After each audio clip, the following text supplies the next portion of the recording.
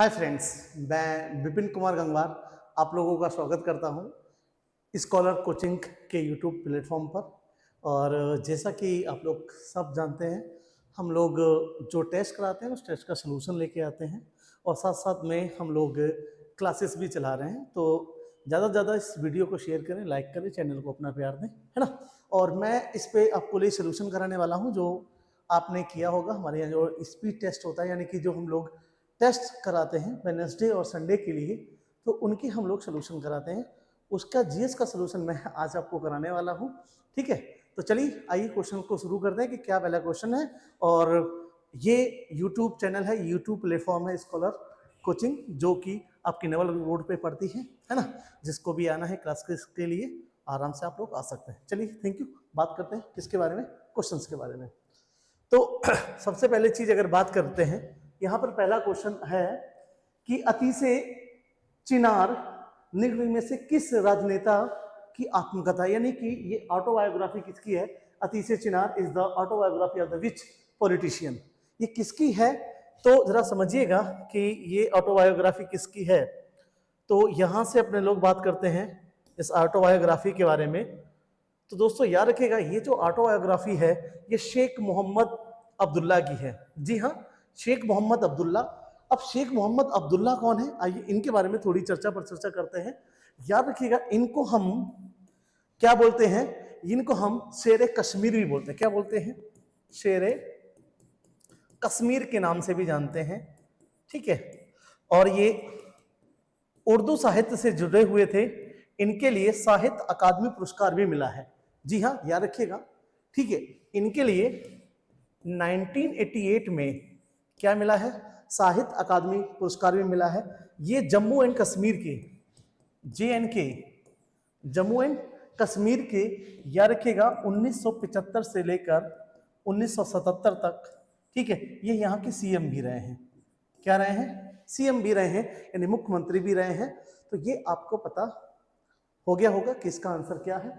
और ये question paper में बहुत बार पूछा गया है कि APJ अब्दुल कलाम है, ठीक है, इनकी ऑटोबायोग्राफी का क्या नाम है।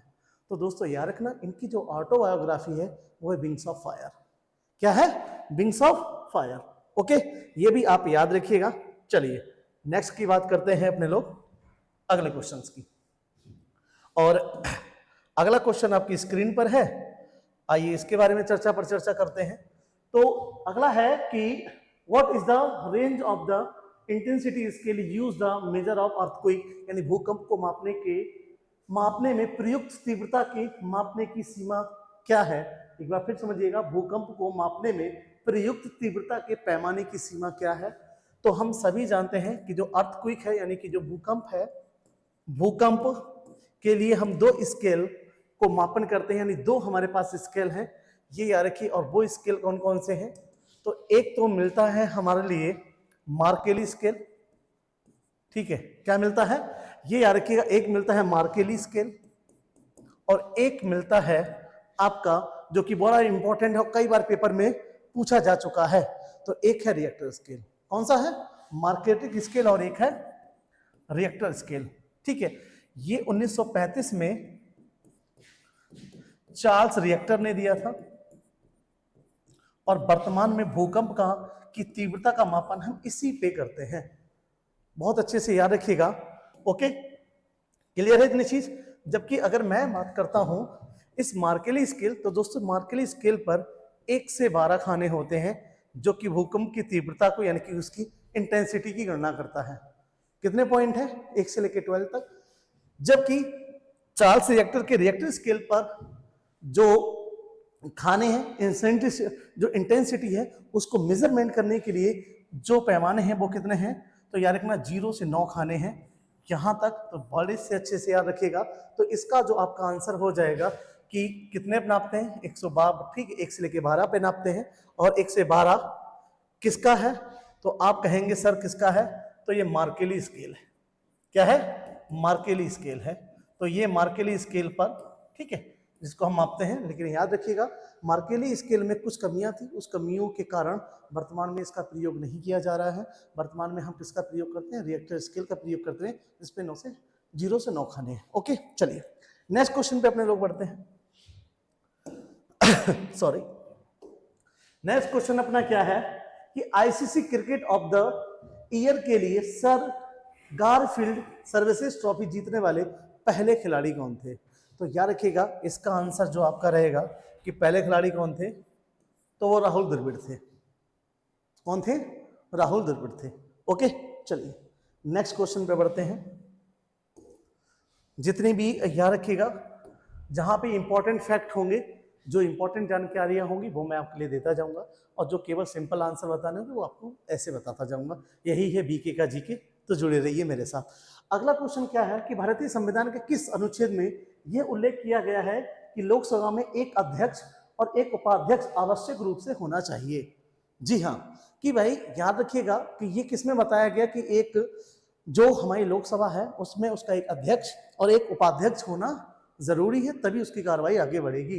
तो ये याद रखिएगा, ये हमको जो दिया गया है इसके लिए है आर्टिकल 93। ठीक है, यानी कि अनुच्छेद 93 ये कहता है कि भारतीय संविधान के किसी अनुच्छेद में, भाई 93 अनुच्छेद में ये उल्लेख मिलता है कि लोकसभा का एक अध्यक्ष होगा और एक क्या होगा, उपाध्यक्ष होना चाहिए। क्लियर है? ये बहुत अच्छे से याद रखिएगा।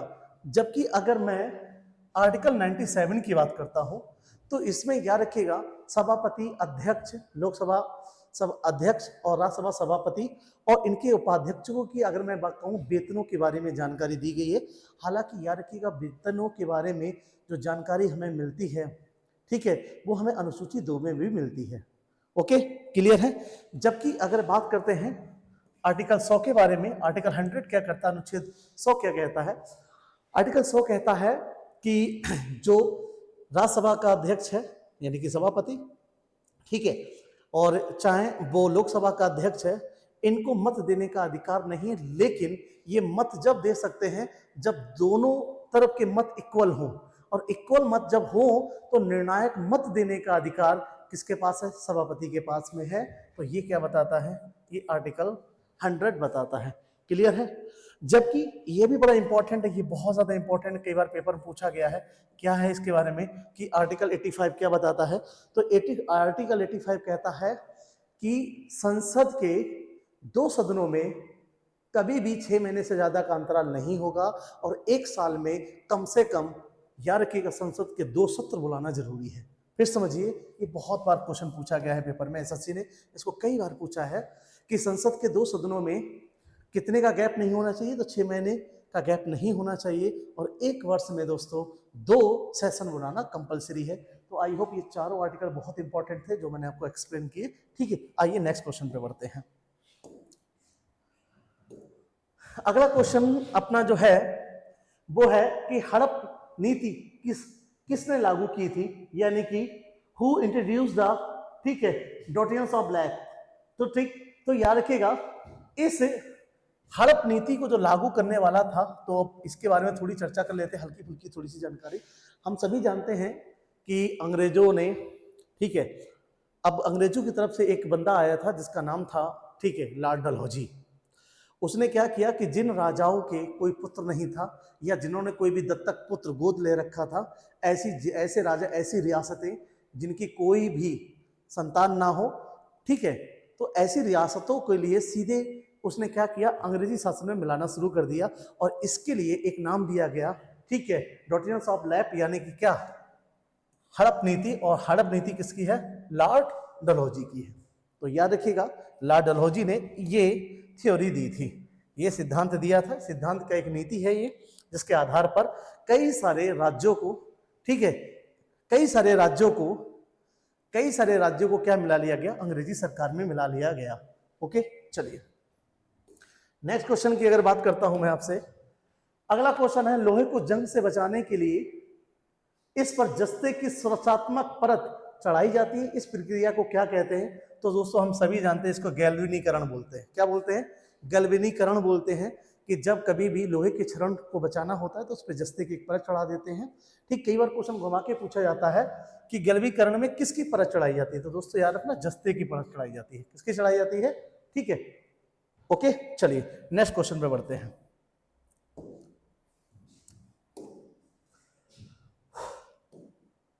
अगले क्वेश्चन पे आते हैं तो अगला क्वेश्चन है, कोलकाता में भारतीय सांख्यिकी संस्थान यानी कि ISI की स्थापना किसने की थी?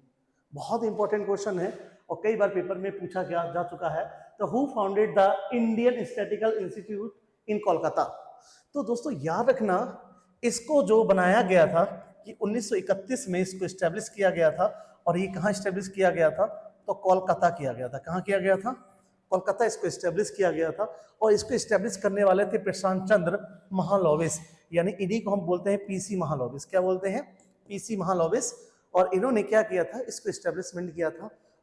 दो चीजें इनके बारे में और याद रखिएगा। कहते हैं कि आजाद भारत की आजाद भारत की पहली राष्ट्रीय आय की गणना, यानी कि फर्स्ट इंडिपेंडेंट, याद रखिएगा, first Indian independent national income calculated by, यानी कि पहली स्वतंत्र भारत की राष्ट्रीय गणना भी किसने की थी? इन्होंने ही की थी, जिसका नाम क्या था? PC महालनोबिस। किसने की थी? PC महालनोबिस। और दूसरी बात इनके बारे में याद रखिएगा, जो हमारा सेकंड 5 ईयर प्लान था, यानी कि जो दूसरी पंचवर्षीय योजना थी, वो किस मॉडल पे आधारित थी? वो भी इसी मॉडल पर आधारित थी, जिसका नाम था PC महालनोबिस। ये सारे क्वेश्चन हैं जो SSC ने अब तक, SSC है, रेलवे है और कॉम्पिटिटिव एग्जाम में पूछे गए हैं, जो मैं आपके लिए बता रहा हूँ। ठीक है, इसलिए मेरे साथ जुड़े रहिए, स्कॉलर प्लेटफॉर्म पे जुड़े रहिए, स्कॉलर कोचिंग से जुड़े रहिए, क्योंकि ये है BK का GK, है ना। तो इससे जुड़ के पढ़ेंगे तो उम्मीद है कि GK बहुत अच्छा आपका हो जाएगा। चलिए बढ़ते हैं आगे नेक्स्ट क्वेश्चन पर। अगला क्वेश्चन है कि which of the following is not correctly paired? ऐसा कौन सा है जो इसमें भाई सही मैचिंग नहीं है? तो हाइड्रोलॉजी, ओशिनोग्राफी, ठीक है।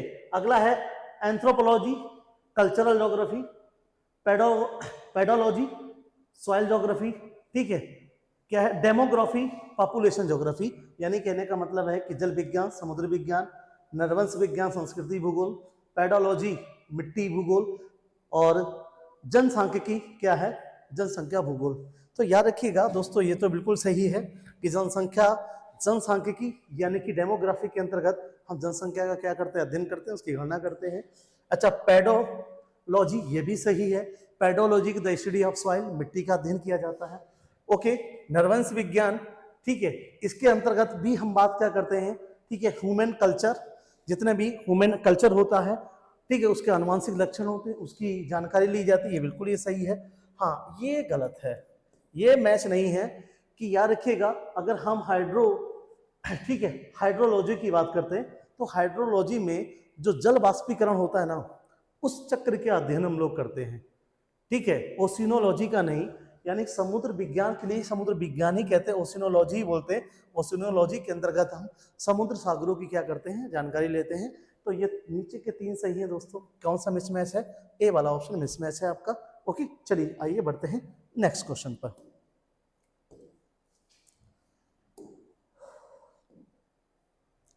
अगला क्वेश्चन है कि देश के 10% क्षेत्र में फैली हुई भारत की सबसे बड़ी नदी द्रोणी कौन सी है? Which is the second largest river basin in India that cover 10% of the countries area? देखो दोस्तों, इस क्वेश्चन में थोड़ा सा चेंज कर लीजिएगा कि यहाँ पे सेकेंड लार्जेस्ट लिखा है, तो यहाँ पर सबसे बड़ी ना होकर, ठीक है, दूसरी बड़ी कर दीजिएगा, तभी ये आपका क्वेश्चन ठीक हो पाएगा, वरना क्वेश्चन गलत हो जाएगा। ठीक है, क्योंकि याद रखिएगा जो लार्जेस्ट, ये याद रखिएगा जो लार्जेस्ट बेसिन है, अगर कोई पूछे आपसे, ठीक है, जो लार्जेस्ट बेसिन है, तो ये लार्जेस्ट बेसिन गंगा नदी का है। किसका है? गंगा रिवर का। वही अगर आपसे पूछता है कि सबसे बड़ा बेसिन, सबसे बड़ा नदी तंत्र किस नदी का है, तो गंगा नदी का है। ओके, लेकिन अगर कोई सेकंड लार्जेस्ट पूछ ले तो वो किसका है? वो गोदावरी का है। तो इसका आंसर क्या होगा?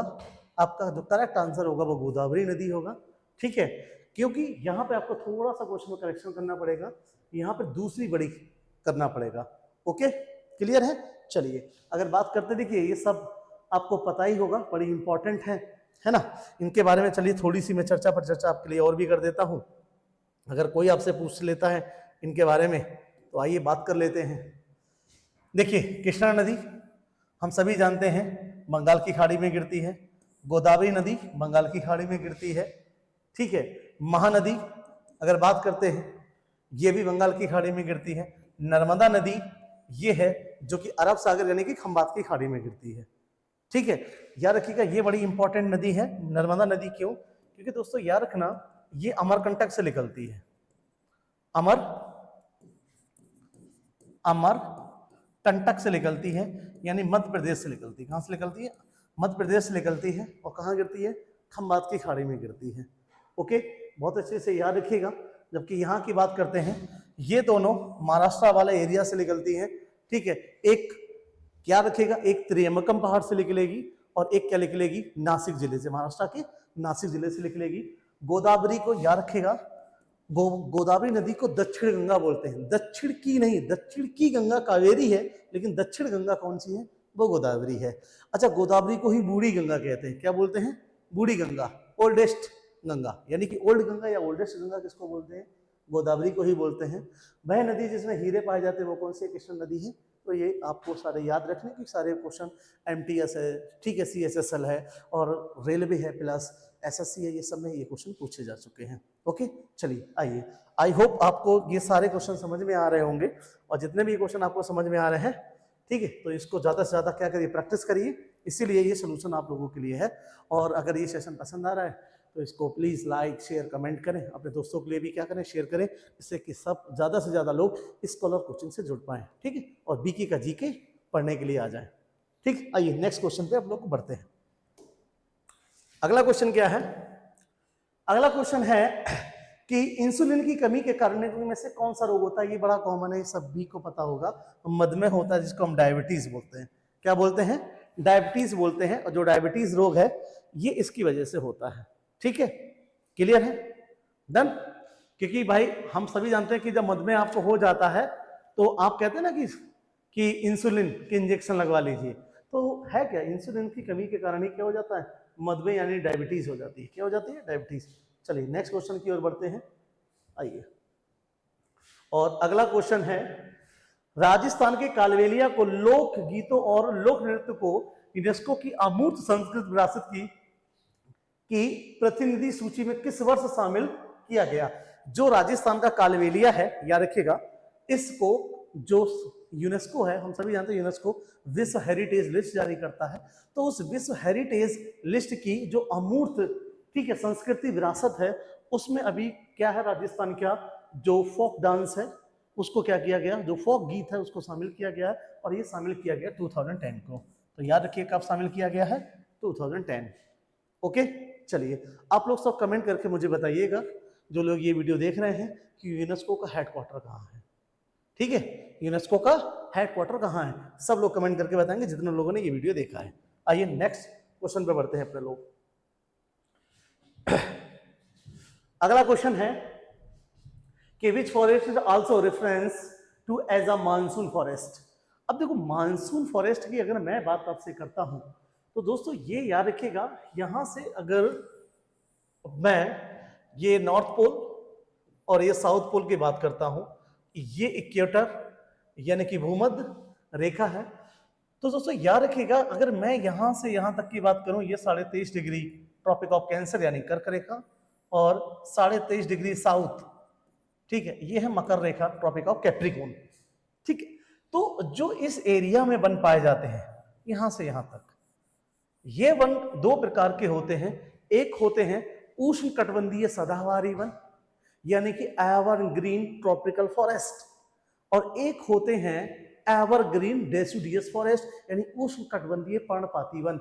यानी जब मौसम आएगा, मौसम के अनुसार जो कभी अपने पत्ते ना गिराएं, वो सदाबहारी वन होते हैं, और वो पाए जाते हैं भूमध्य रेखा पर। भूमध्य रेखा के 10 डिग्री नॉर्थ और 10 डिग्री साउथ तक जो वन पाए जाते हैं वो क्या है दोस्तों, वो है एवरग्रीन फॉरेस्ट यानी कि उष्ण कटिबंधीय सदाबहारी वन। लेकिन जो इससे ऊपर पाए जाते हैं उनको बोलते हैं उष्ण कटिबंधीय पर्णपाती वन, और ये उष्ण कटिबंधीय पर्णपाती वन ही है जो मौसम के अनुसार अपनी पत्ती गिराते हैं, इसलिए इनको नाम देते हैं मानसूनी वन। आई होप आंसर आपको पता चल गया होगा, क्या? उष्णकटिबंधीय पर्णपाती वन। ओके, चलिए आइए नेक्स्ट क्वेश्चन पे बढ़ते हैं अपने लोग। और नेक्स्ट क्वेश्चन ये रहा आपके सामने, ठीक है। इसका आंसर अगर आपको देना है तो दे दीजिए कि पंकज आडवाणी ने IVSF वर्ल्ड बिलियर्ड्स चैंपियनशिप कितनी बार जीती है? अभी तक कितनी बार इन्होंने ये बिलियर्ड्स जीती है? जो पंकज आडवाणी है ये बिलियर्ड्स खेलते, क्या खेलते हैं? बिलियर्ड्स। याद है कि टेबल होती है, एक लकड़ी लंबी सी डंडी है, उसको गेंद को ऐसे हिट करते हैं ना, बिलियर्ड्स। तो बताइए कितनी बार जीता है और ये प्रतियोगिता अभी कहाँ हुई? ठीक है, तो बताइएगा। तो याद रखिएगा ये कितनी बार जीता है, इन्होंने 26 बार ये जीत लिया है और ये अभी मलेशिया में हुई। कहाँ हुई है ये? मलेशिया। तो ये प्रतियोगिता अभी कहाँ हुई है? मलेशिया में हुई है और 26वीं बार इन्होंने ये प्रतियोगिता जीती है। यहाँ से ये भी याद रखिएगा कि पंकज आडवाणी किस खेल से संबंधित है? तो बिलियर्ड्स खेल से संबंधित है। आइए बढ़ते हैं नेक्स्ट क्वेश्चन पर। नेक्स्ट क्वेश्चन आपके सामने है कि भारत में हर साल संविधान दिवस किस दिन, भारत में हर साल संविधान दिवस किस दिन मनाया जाता है? तो बताइए, तो संविधान दिवस कब मनाया जाता है? ठीक है, तो ये याद रखिएगा, हम सभी जानते हैं कि 26 नवंबर को क्या हुआ था, अपनाया गया था। 26 नवंबर को क्या बनाते हैं हम लोग? संविधान दिवस। आइए नेक्स्ट क्वेश्चन पे बढ़ते हैं। अगला, सांगा दावा प्रसिद्ध बौद्ध त्योहारों में से एक है, ये निम्न में से किस राज्य में बनाया जाता है? तो बड़ा फेमस क्वेश्चन है ये, कई बार रिपीटेड क्वेश्चन हुआ है ये, ठीक है। सांगा दावा, तो ये याद रखिएगा, ये होता क्या है? फसलों के कट जाने के बाद ये महोत्सव बनाया जाता है, ठीक है। अगर कहें तो चीनी कैलेंडर के अक्टूबर महीने में इसको हम लोग बनाते हैं। और ये जो राज्य इसको बनाता है दोस्तों, वो कौन है? वो सिक्किम। तो सांगा दावा जो महोत्सव है, त्योहार है, जो बौद्ध महोत्सव है, वो किससे संबंधित है? वो सिक्किम से संबंधित है, यानी सिक्किम राज्य इसको बनाता है। ओके, ठीक है, चलिए बढ़ते हैं नेक्स्ट क्वेश्चन पर। और नेक्स्ट क्वेश्चन ये रहा। अगला क्वेश्चन है कि निम्न में से किसने भारत छोड़ो आंदोलन के दौरान बॉम्बे ग्वालियर टैंक मैदान पर राष्ट्रीय कांग्रेस का ध्वज फहराया था? तो बहुत अच्छे से याद रखिएगा, इनको हम राष्ट्रीय आंदोलन की माता भी कहते हैं, ठीक है। ये शामिल हुई थी गांधी जी के साथ में, और ये नाम, इनका नाम है, क्या है? अरुणा आसिफ अली। क्या नाम है दोस्तों? अरुणा आसिफ अली। तो ये याद रखिएगा, अरुणा आसिफ अली 1942 के, ठीक है, जो आंदोलन है उसकी माता भी कही जाती है। और इन्होंने क्या किया था? ग्वालियर टैंक पे, ठीक, भारतीय राष्ट्रीय कांग्रेस का ध्वज फहराया था, जिसका नाम क्या है? अरुणा आसिफ अली। ठीक है, चलिए नेक्स्ट क्वेश्चन पे बढ़ते हैं। अगला क्वेश्चन ये रहा, ठीक है। आइए, ये रहा अगला क्वेश्चन। कंप्यूटर में निम्न में से कौन सी इकाई डेटा संसाधन के लिए जिम्मेदार होती है तथा कंप्यूटर के इलेक्ट्रॉनिक मस्तिष्क के नाम से भी जानी जाती है? तो हम सभी जानते हैं जो CPU है ना, कंट्रोल प्रोसेसिंग यूनिट है। ये कॉमन सा क्वेश्चन है कि क्या है भाई? सेंट्रल प्रोसेसिंग यूनिट जो है, CPU है, जो सेंट्रल प्रोसेसिंग यूनिट कहलाता है, ये कंप्यूटर का माइंड कहलाता है, कंप्यूटर का क्या कहलाता है? दिमाग कहलाता है। तो ये इसका क्या रहेगा? आंसर है। आइए नेक्स्ट बढ़ते हैं। देखिए, जो डायरेक्ट आंसर वाले हैं वो आपको डायरेक्ट बता दे रहा हूँ, जिस पर जो भी चर्चा पर चर्चा करने की बात लगती है मुझे कि इंपॉर्टेंट है, उस पर मैं आपके साथ चर्चा पर चर्चा जरूर करूंगा, ठीक है दोस्तों। चलिए तो नेक्स्ट की तरफ बढ़ते हैं। अगला क्वेश्चन ये रहा, मनुष्य के हृदय की आलिंद की दीवार में एक बहुत ही महत्वपूर्ण पेप्टाइड हार्मोन्स का स्रावन करती है, वह हार्मोन्स कौन सा है? तो दोस्तों वो हार्मोन्स कौन सा है? वो है ANF। कौन सा है? ANF, ठीक है, याद रखिएगा इसका नाम आप लोग। आइए बढ़ते हैं नेक्स्ट क्वेश्चन पर। अगला क्वेश्चन क्या है? अगले क्वेश्चन की बात करें, ठीक है, भीमी दीप्ति साई, ठीक है, परिणीत का संबंध किस खेल से है? तो भीमी दीप्ति साई परिणीत का जो संबंध है दोस्तों, ये एक बैडमिंटन खिलाड़ी हैं। क्या खेलती हैं? बैडमिंटन खिलाड़ी हैं। आप इनका नाम क्या रखेंगे? याद रखेंगे। ओके, चलिए नेक्स्ट क्वेश्चन पे बढ़ते हैं अपने लोग। और नेक्स्ट क्वेश्चन क्या है? ठीक है, नेक्स्ट क्वेश्चन है कि मध्य मंडल यानी मीजोस्फीयर के संदर्भ में निम्न में से कौन सा कथन सही नहीं है? तो आइए चर्चा पर चर्चा कर लेते हैं। हम सभी जानते हैं कि एटमॉस्फेयर में 5 लेयर पाई जाती हैं दोस्तों। कितनी लेयर पाई जाती है? 5 लेयर पाई जाती है। ओके, ठीक है। अगर 5 लेयर पाई जाती है तो यह है ट्रोपोस्फीयर, ठीक है, ट्रोपोस्फीयर। ये है आपकी स्ट्रेटोस्फीयर, यानी कि इसको बोलते हैं क्षोभ मंडल, क्षोभ मंडल। इसको बोलते हैं समताप मंडल, समताप मंडल। ये है मीजोस्फीयर यानी कि मध्य मंडल। ये है आयनोस्फीयर, आयनोस्फीयर यानी कि आयन मंडल, आयन मंडल। ये है एक्सोस्फीयर, एक्सोस्फीयर यानी कि वायुमंडल। ठीक, तो ये 5 लेयर पाई जाती हैं अगर हम इनके बारे में बात करें तो याद रखिएगा जितनी प्राकृतिक घटनाएं घटती हैं, बारिश होना, बिजली कड़कना, मूसलाधार बारिश होना, बादल बनना, तो वो सारी घटनाएं कहाँ घटती हैं? इस ट्रोपोस्फीयर में घटती है। जहां सबसे ज्यादा मौसम साफ पाया जाता है, जहां, ठीक है, याद रखिएगा जेट प्लेन उड़ना पसंद करते हैं, वो कौन सा है? वो स्ट्रेटोस्फीयर है। और इसी स्ट्रेटोस्फीयर में एक फोटोकेमिकल जोन पाई जाती है जिसको हम बोलते हैं ओजोन लेयर। क्या बोलते हैं? ओजोन लेयर यानी O3 लेयर। ठीक है, ये ओजोन परत इसी में पाई जाती है। ओजोन परत की मोटाई को हम नापते हैं डाप्सन में। ये क्वेश्चन कई बार पूछा गया है, किसमें नापते हैं? डाप्सन। ठीक है, जो ओजोन लेयर की मोटाई है उसको किसमें नापते हैं? डाप्सन में नापते हैं हम लोग। ठीक है, और ये किसमें पाई जाती है? स्ट्रेटोस्फीयर में पाई जाती है। इसके बाद मीजोस्फीयर में, ठीक, मीजोस्फीयर क्या है? ये मीजोस्फीयर की ही बात कर रहा है। ओके, यहां पर हम जितने भी अपने सैटेलाइट हैं, जितने भी हमारे रडार हैं, वो हम इसी में सब छोड़ते हैं। किसमें छोड़ते हैं? सब आयनोस्फीयर में ही छोड़ते हैं। यहीं से हमारे टीवी चैनल वगैरह सारे प्रसारित होते हैं, यहाँ आयनोस्फीयर से। और ये एक्सोस्फीयर है जो कि एटमॉस्फेयर को किससे जोड़ता है? ठीक है, स्पेस से जोड़ता है। किससे जोड़ता है? स्पेस से। तो देखते हैं कि मीजोस्फीयर के बारे में क्या क्या बात दी गई है। क्या है कि ये प्रत्यक्ष समताप मंडल के ऊपर है। देखिए समताप मंडल है, इसके ऊपर है। ये बात तो बिल्कुल सही है। कह रहा है कौन सा सही नहीं है? ठीक है, तो बिल्कुल बात सही है। अगला, ये अंतरिक्ष से इस स्तर में प्रवेश करने पर उल्का पिंड जल जाते हैं। यह वायुमंडल का तीसरा है। 1, 2, तीसरा, बिल्कुल ये भी बात सही है। ठीक है, इसको अभी हमने बी वाले को छोड़ दिया। इस परत में बढ़ती हुई ऊंचाई के साथ तापमान अत्यंत तीव्रता से बढ़ता है, तो ये भी सही बात है। यानी कि इसमें जो गलत है वो गलत कौन सा है? वो ये वाला गलत है कि अंतरिक्ष से इस स्तर में प्रवेश करने पर उल्का पिंड जल जाते हैं। यार कि उल्का पिंड जो जलते हैं वो आयनोस्फीयर में जल जाते हैं, वो आयनोस्फीयर में जल जाते हैं। कुछ जो बड़े बहुत ज्यादा होते हैं, जो मिनिमम, ठीक है, जो नहीं जल पाते हैं, वो ही कहां तक पहुंचते हैं? मीजोस्फीयर, वरना आयन मंडल, ठीक है, आयन मंडल तक क्या है? ये वो जल के क्या हो जाते हैं? राख हो जाते हैं। ठीक है, आयन मंडल से क्या हो जाते हैं? वो लोग राख हो जाते हैं। तो इसलिए ये क्या है? ये वाला मेरे हिसाब से क्या है? ये गलत है। ओके, ठीक है, चलिए, अगर आपको ये चीज समझ में आई है तो ज्यादा ज्यादा शेयर और लाइक करते जाइएगा। आइए, और जो भी कुछ डाउट हो या कुछ भी पूछना तो नीचे कमेंट करके आप पूछ सकते हैं। ठीक है, ओके दोस्तों, चलिए अगला क्वेश्चन है। और अगले क्वेश्चन की अगर मैं बात करूं, अगला क्वेश्चन है कि एशिया में 2024 में गोल्ड मैन पुरस्कार से किसे सम्मानित किया गया? तो दोस्तों गोल्ड मैन यहां पे जोड़ लीजिएगा पर्यावरण पुरस्कार। तो गोल्ड मैन पर्यावरण पुरस्कार जो अभी से सम्मानित किया गया, वो किसको किया गया है? आलोक शुक्ला जी को। आलोक शुक्ला जी को अभी गोल्ड मैन पर्यावरण पुरस्कार के लिए क्या किया गया है? सम्मानित किया गया है। ये करंट अफेयर का क्वेश्चन है। ओके, चलिए आइए नेक्स्ट की बात करते हैं अपने लोग, और अगले क्वेश्चन की बात करेंगे। अगला है एडमिरल दिनेश के त्रिपाठी ने नौसेना स्टाफ के किस नंबर के प्रमुख के रूप में भारतीय नौसेना की कमान संभाली है?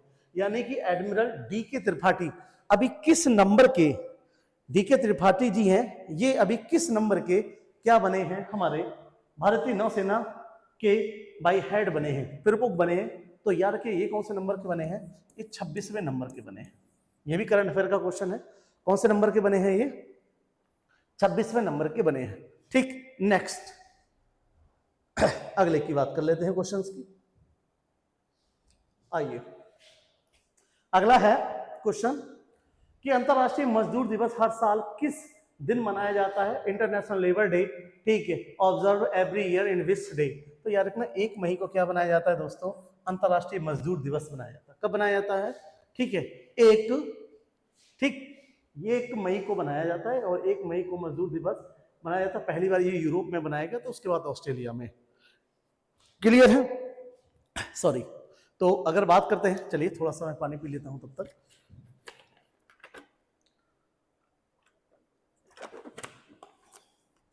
आइए देखिए, और ये पहली बार जो बनाया गया था वो 89 में बनाया गया था। और कहाँ बनाया गया था? पहले यूरोप में बनाया गया था। कहाँ बनाया गया था? यूरोप। उसके बाद कहाँ बनाया गया था? कहाँ? ऑस्ट्रेलिया।